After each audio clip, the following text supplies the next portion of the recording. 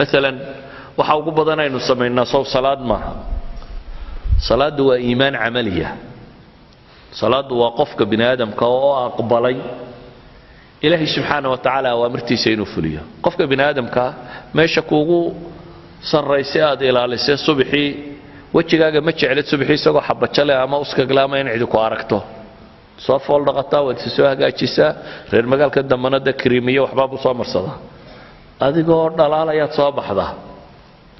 laakiin waxaad ogashay wajiga caynkaasi halka kabaa la dhigay inaad dhigto sujuud waa maxay soma halka dhaga ku haysay inaad madaxa saartid dad minis waxa weeyaan ilaahay waa isu ka dhiibay baad leedahay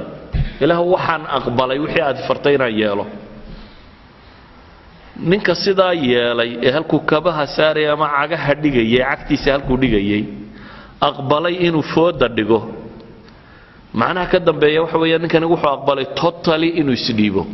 wa total submission qofkani waxa weeyaan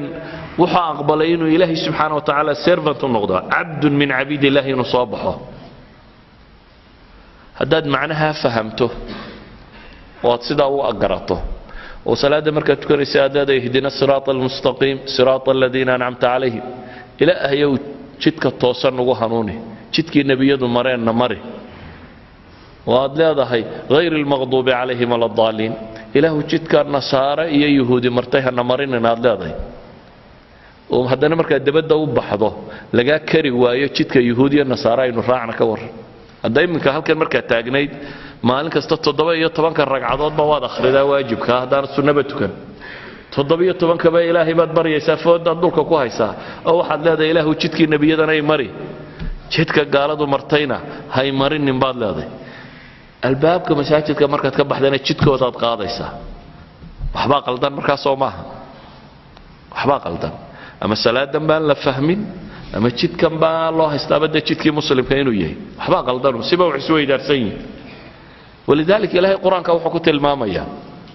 إن الصلاة تنهى عن الفحشاء والمنكر با إلهي صلاة فحشك يا منكر كيدتك كالريبطة حماها يا زنادة يا وحن ودن با الريبطة وهي قفك صلاة سيدة تنو فهمي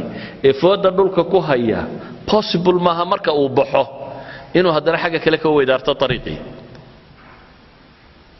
أما صلاة دي نفهمين صلاة دان مركا صلاة دي أهين صلاة دا خلل وكتشرة صلاة سيدي في عريدة للربي الله ودين